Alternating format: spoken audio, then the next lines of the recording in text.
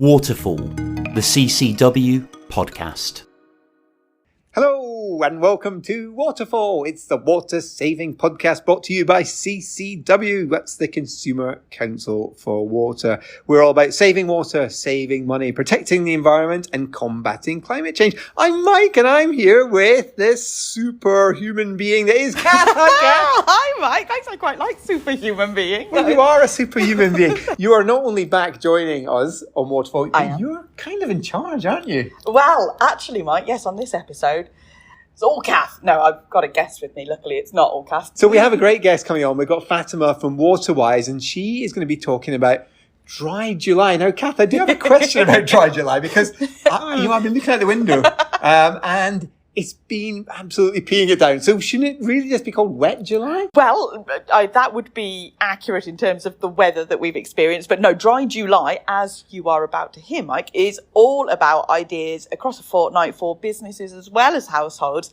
to help save water, value it more wisely, all that good stuff that we really enjoy on this podcast. Ooh, well, can't wait to hear you chatting to Fatima. Now, before we get into that, just want to quickly mention a milestone, a quite extraordinary milestone for us, because Waterfall has hit its 10,000th download, which is quite unbelievable. So, Cath, be honest, when we all started this adventure in podcast land, did you think we would get 10,000 downloads? Honestly, no. I think I was thinking more 10.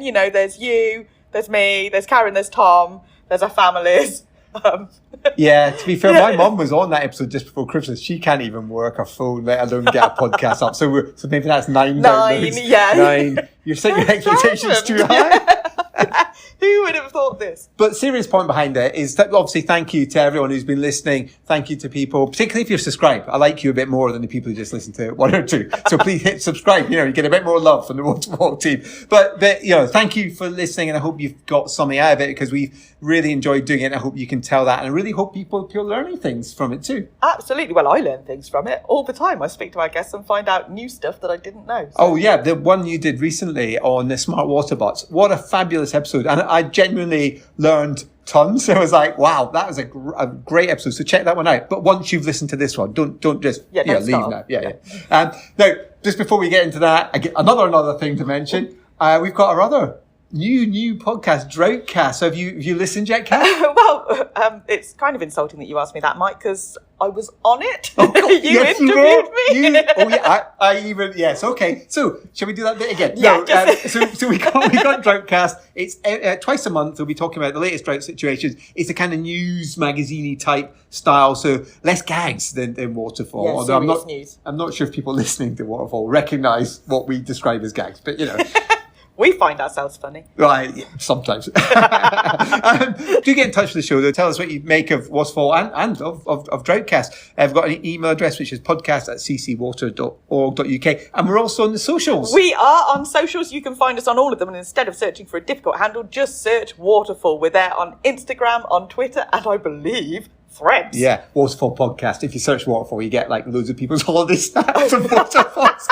I did that once. Podcast. I was like, what is all this stuff? But yes, it's Waterfall Podcast, and you will find us. So yes, please do get in touch. We absolutely love hearing from you. So look, we've spoken too long. Let's get on to your interview with Fatima. So let's bring on the guest.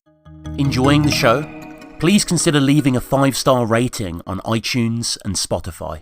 So today we're joined by Fatima, who is Waterwise's campaigns and social research manager, and we're here today to talk about Dry July. Fatima, honestly, I know nothing about Dry July, so what is it? Of course, let's talk about it. Dry July is Waterwise's newest campaign. It's running for the very first time this year, and we're very excited about it. It's running between 17th to 28th of July 2023. And as the name implies, Dry July was developed in response to the increased temperatures and increased levels of water use that we've seen during the summers in the past few years. Many of us will recall actually that last year we saw the hottest start to the year since 1976. But also, we saw the hottest July since the 1930s. So it is very important, actually, that this July we're very proactive. And throughout the year as well, we're very proactive with doing something about tackling this existential water crisis that we face in the UK. And the strategy for Dry July is that in addition to increasing awareness around water scarcity and connecting people very strongly to water, we also encourage ourselves to take practical actions that are simple and easy to ensure that we're increasing our water efficiency so that the little that we have and use goes a long way, and that no single drop of water is wasted now and throughout the year. That sounds fantastic. I'm pleased to hear that it's new for this year. That makes me feel better about having not heard of it. So, as you say, in response to last year, we saw drought across England and Wales. We had hosepipe bans brought into force in some places. And I think it really raised our public awareness of the amount of water that we have out there and actually how much we use in our day-to-day lives. And, you know, we're really lucky here in England and Wales. We've got really good quality tap water that's really affordable. And it's a real surprise when you go, actually, it's been so hot that there's not as much of it as we thought there is. So I'm guessing that's why this matters. Absolutely. It matters. And like you said, with hosepipe bans, I'm sure many people served by Southwest Water and Southeast Water, so areas around Devon and Cornwall and Kent and Sussex, would be aware of hosepipe bans that are being instated. And this is because of the impacts of climate change. We're having increased temperatures, erratic weather patterns, reduced rainfall, contrary to what people believe. We do not have enough rainfall to meet the demands of the population in the UK. So we're having increasing population actually. And our patterns of water use have also changed compared to decades ago. So we're having people use water in new and different ways, in ways that are consuming more and more. And we see this typically during the summer, where people have particular ways of using more water. And this is the essence of, you know, rolling out the Dry July campaign. I love it. And I think, reflecting on that, you're absolutely right, aren't you? If I think back a decade ago, I don't think I knew anybody who owned a pressure washer.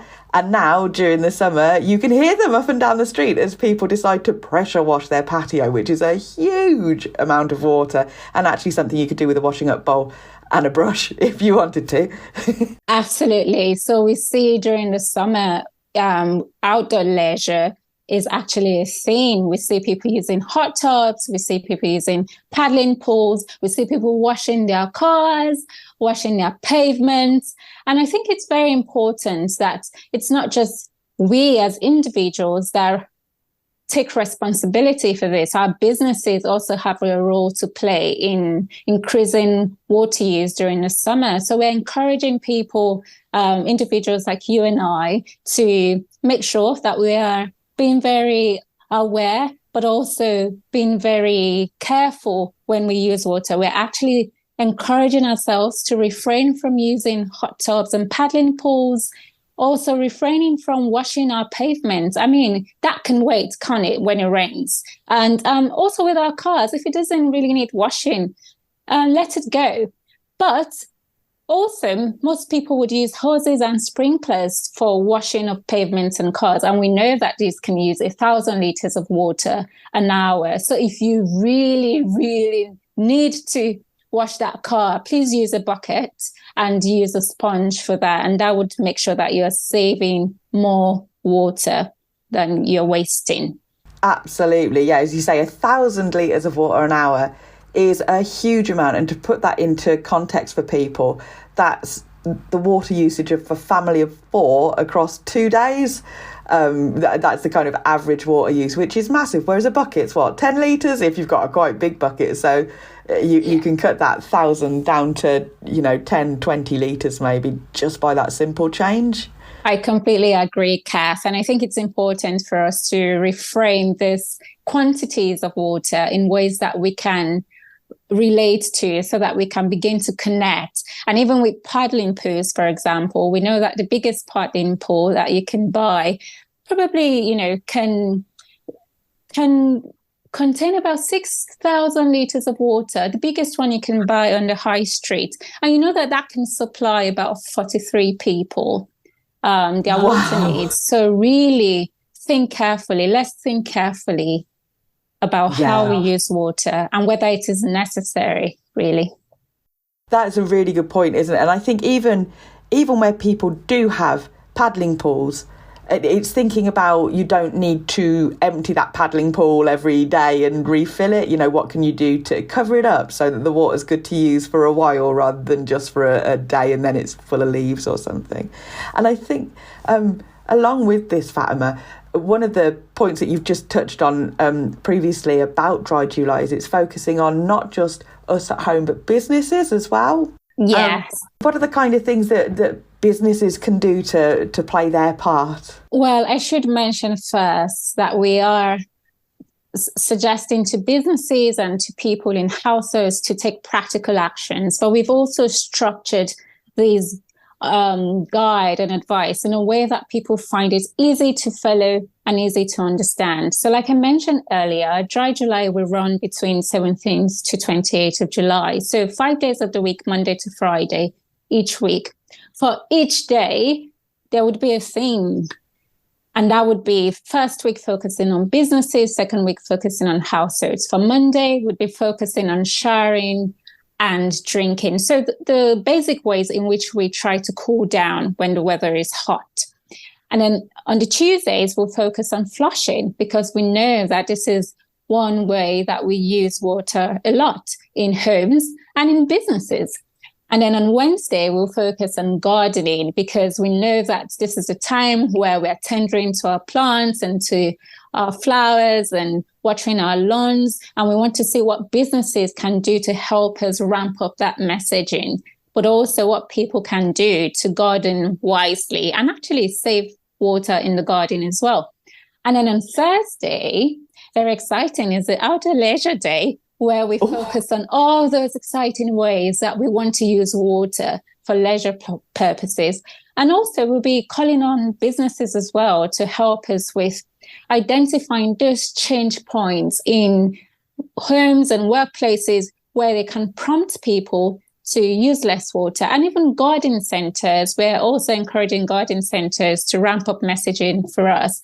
And then on Friday, we are going to be promoting the wider value of water. So around, taking active action to know what your water use is and finding tailored ways that you can be water efficient, but also getting metered, things like that. I think that they're very crucial, and just wider behavioral change are very crucial in how we ramp up the value of water in society. Absolutely. Yeah, I think that is really important. And that thing there about getting a meter, if any of our listeners don't have a meter and are thinking about it, on the CCW website, we've got a water meter calculator where you can plug in your general water usage and compare what your metered bill would be to your unmetered. And often people actually find a meter is beneficial. Yes, absolutely, Cath. I think this is important to note, because we know that most of our businesses do not have a smart water meter. So 30% of our water consumption goes to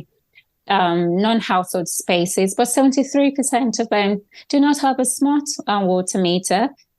And this is very important. There's evidence to show that when we are metered, we're much more conscious about how much water we use and how much we pay for water, especially during this hard time. So it's very important that households and individuals explore how we can become metered. There are other things as well that I should mention. I think that with gardening, just because we touched on that just now, I think for gardening centres, it'd be great if messaging can be put up to nudge people to make water efficient purchases when they go into garden centres, because we do know that 3/4 of water that is used as well, even in garden centres, actually spent on just watering those products, the plants and the flowers. So if they can let charity begin at home, they can find better ways to use water efficiently, but also put up messaging to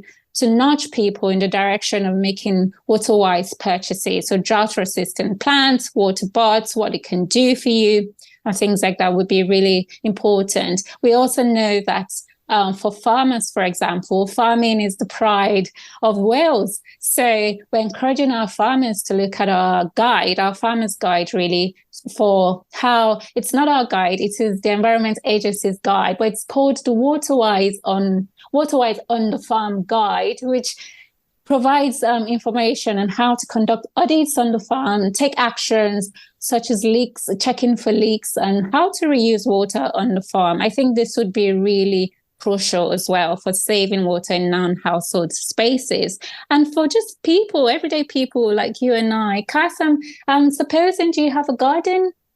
I do have a garden, yes. Okay.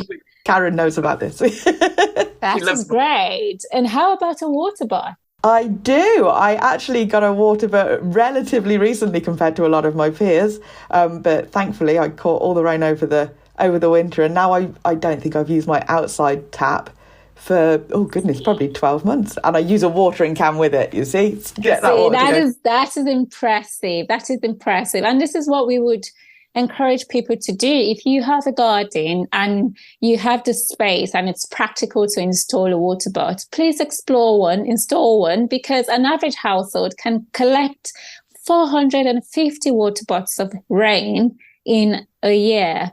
So think about what you can do with all that water. You can wash your car if you wanted to. You can clean your pavement. You can water your plants. So that's another route. I should say we have to talk about showering and drinking water, because this is very key in our homes and in our business spaces as well. We know that when you have a shower head that is not water efficient, you can use up to 13 liters of water a minute, right? So for businesses, I know, wow, isn't it? It's a lot, isn't it? A minute. So for businesses, we are encouraging non-household spaces to explore how you can install self-closing showers, and also put up water efficiency messaging for people to understand why we have these showers, right, that are self-closing and why they matter for the environment, really. It is said that self-closing showers can save up to 75% of water in comparison to the ones that have the manual mechanism, really. And for homes as well, let's check that our taps are well aerated, because they can use less than the traditional tap, which use about 13 liters of water. So short and sharp showers, whether we're at home or whether we are in a business space, would be really important. And we encourage us to spend about 4 minutes at the most in the shower. I know it can be very difficult. So I would also encourage people to make gradual changes. So if you showering for 7 and above, for example, maybe explore how to get to 6 and then explore how to get to 5. And then eventually you can say, yes, I'm a water efficient shower. The human body is roughly 60% water. This podcast is 100. I can see you smiling, Cath. We love a shorter shower message, Fatima. I think we've even got a playlist of 3-minute songs, because we thought, how do people know how long you're in the shower for? You think you've got in for a couple of minutes, before you know it, 10 minutes later, and you're late for your bus.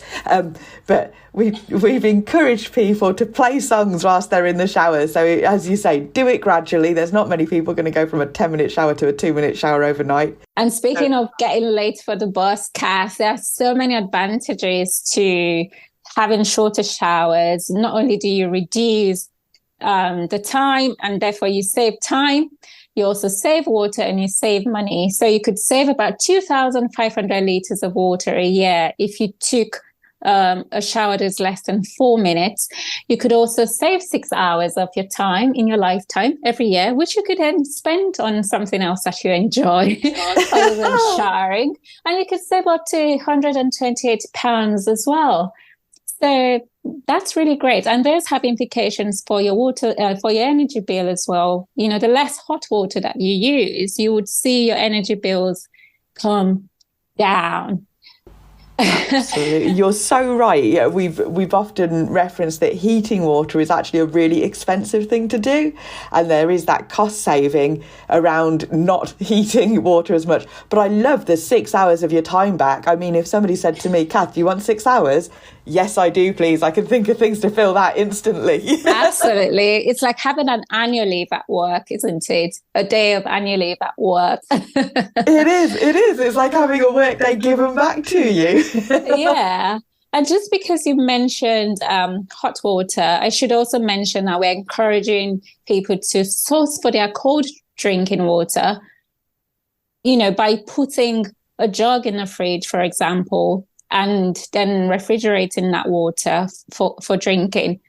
Otherwise, what we could be tempted to do is source for cold water when it's really hot directly from the tap. And like we said, a running tap wastes about 13 liters of water. And you know, when you're sourcing for cold water from the tap, not that I do it, I don't. But you have to let it run so that it becomes really cold, and you can get to that level of coldness that you desire. So let's refrain from putting our glass underneath the tap, sourcing for cold water, but put a jug in the fridge. So shorten showers, jug in the fridge. Those are key things that we can do in terms of cooling down. But we have to talk about flushing as well, Cath, don't we? We do, absolutely. Well, what's the state of your toilet? Is it a dual flush toilet or a traditional one?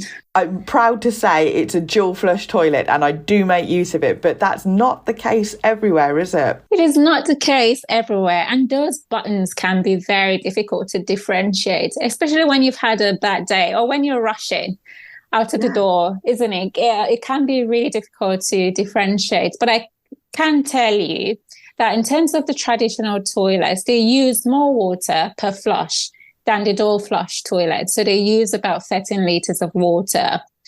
In terms of the dual flush toilets, they use half of that, so 4 to 6 liters of water. And when you use the small button, you could be using about 4 liters per flush. And when you use the big button, you could be using about 6 liters per flush. So it's very important that as individuals, we take our time and get to know our flush buttons and label them if possible. For people who have kids or visitors constantly coming in and out, we can label those buttons.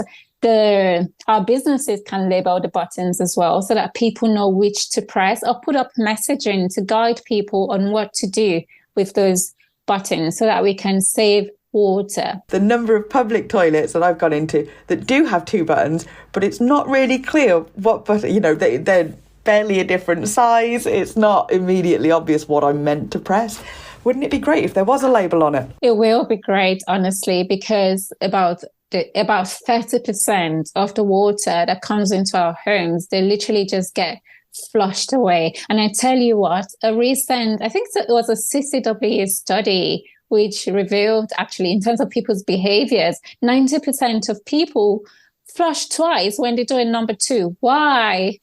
That was our research, Fatima, and it was a bit of an eye-opener. I always think if you went to the shop and bought a 2-litre bottle of Evian, you would not pour that down the loo and then do it twice. No. There were some very unusual habits that research uncovered. Absolutely. So let's question our normative ways of behaving as well. You know, why are we doing what we're doing? Is it just a behavior that has no basis, no fundamental rationale behind it? And how can we begin to stop those bad habits? Really, those would be very important. I think it'd also be really good for the water efficiency agenda if we also checked for leaks, really, because leaky loos are a pain. They're a problem, really. They waste about 200 to 400 liters a day. And about 25% of our non-household spaces have continuous flow as well. So that's water just wasting away without actually being put to use.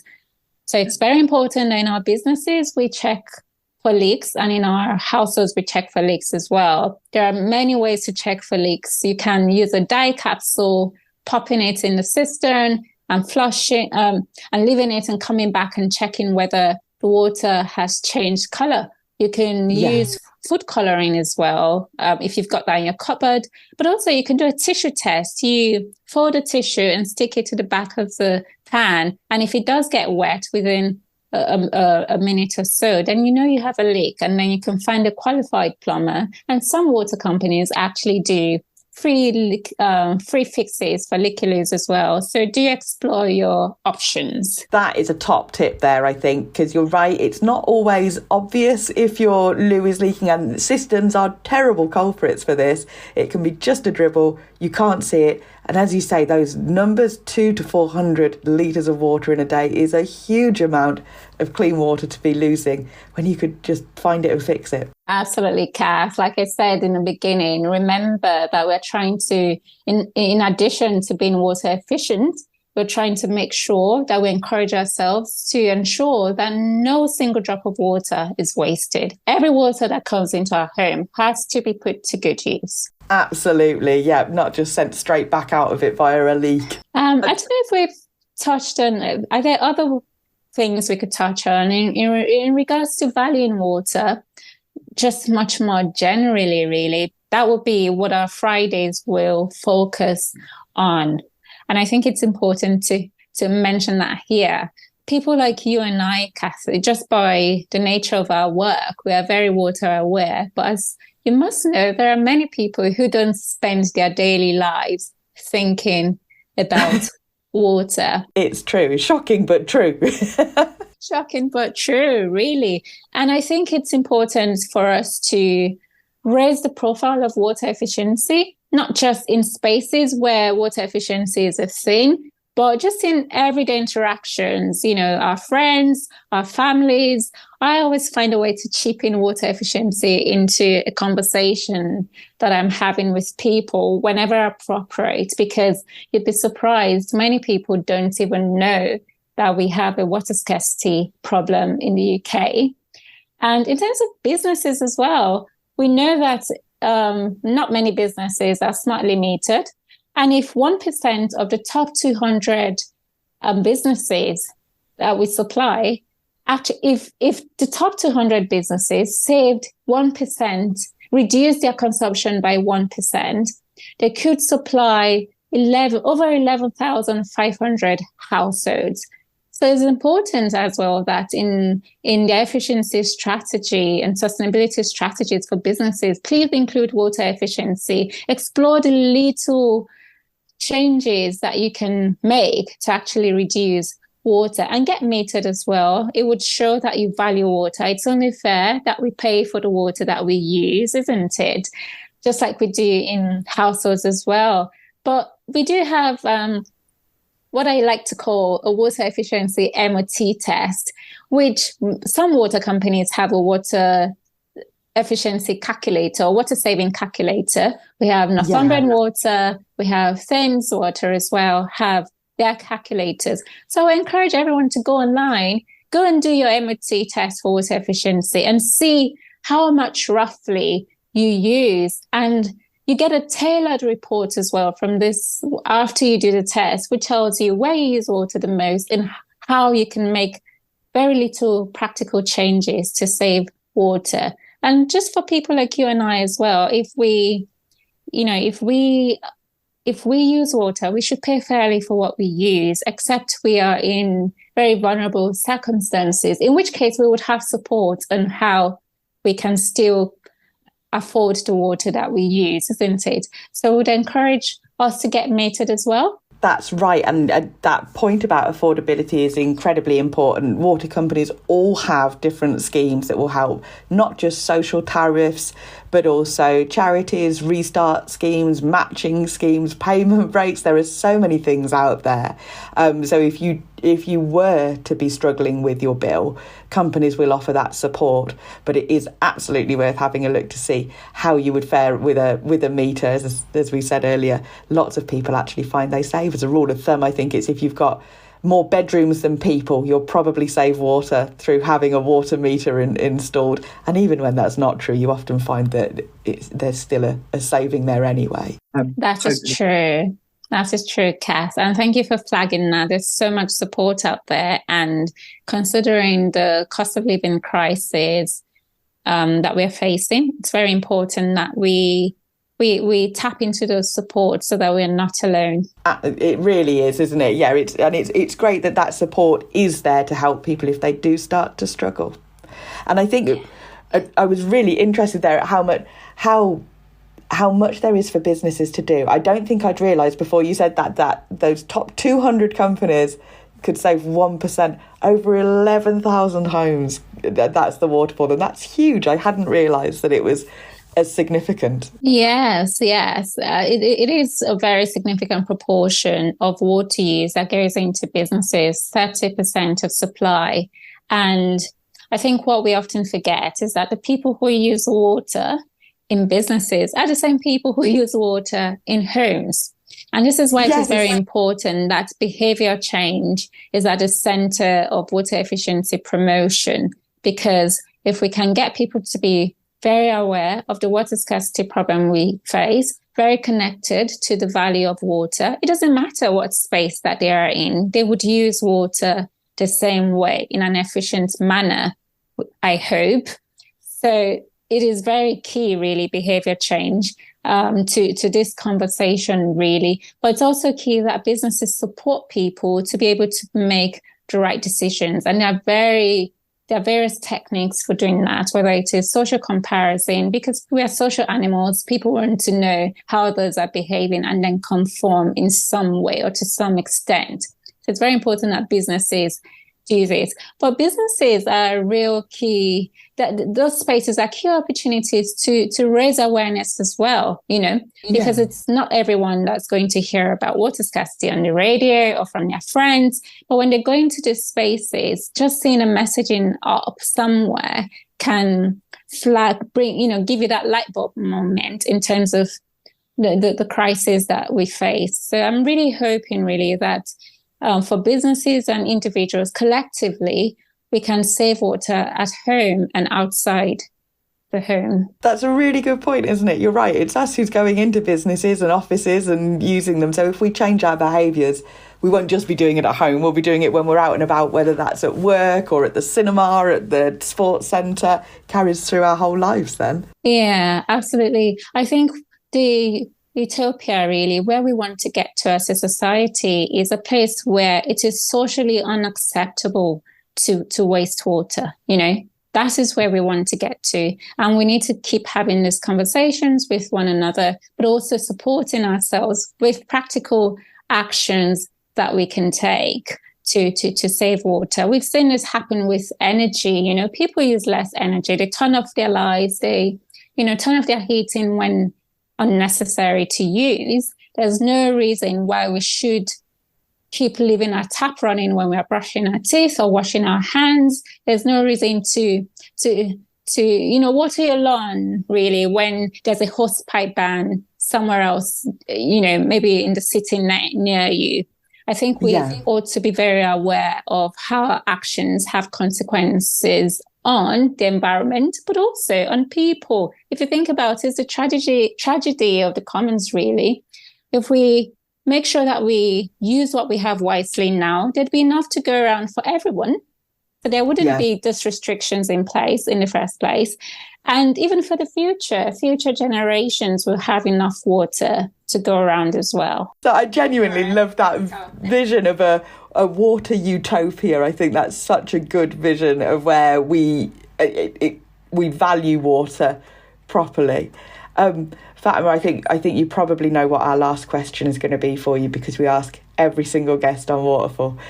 Do you know your personal water usage? My personal water usage of recent, and because I've been estimating it, is less than 80 litres of water a day.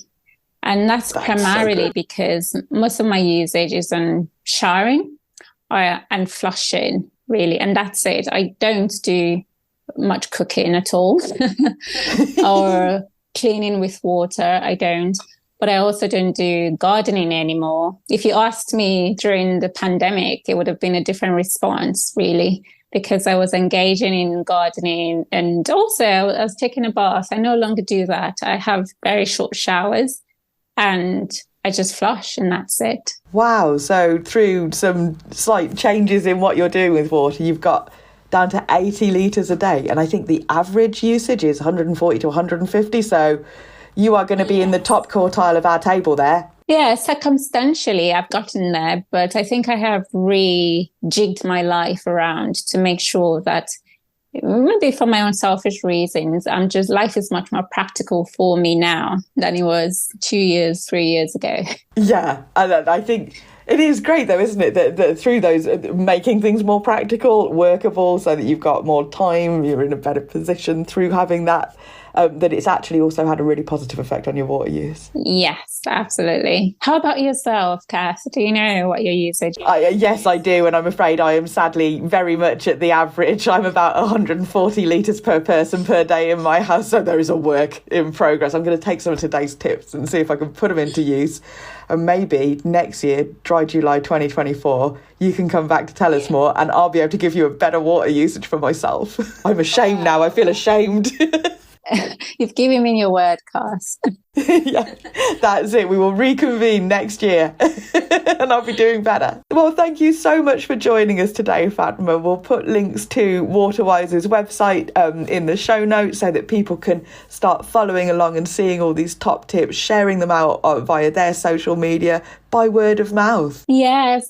Thank you for having me, Cath. And I should mention, please follow our social media channels, whether it's Waterwise on Twitter, so at Waterwise, on Facebook, TikTok and Instagram at Waterwise UK for top tips. And our website as well is Waterwise, www.waterwise.org.uk. So please follow us for tips for throughout Dry July and beyond. What would you like Waterfall to cover next?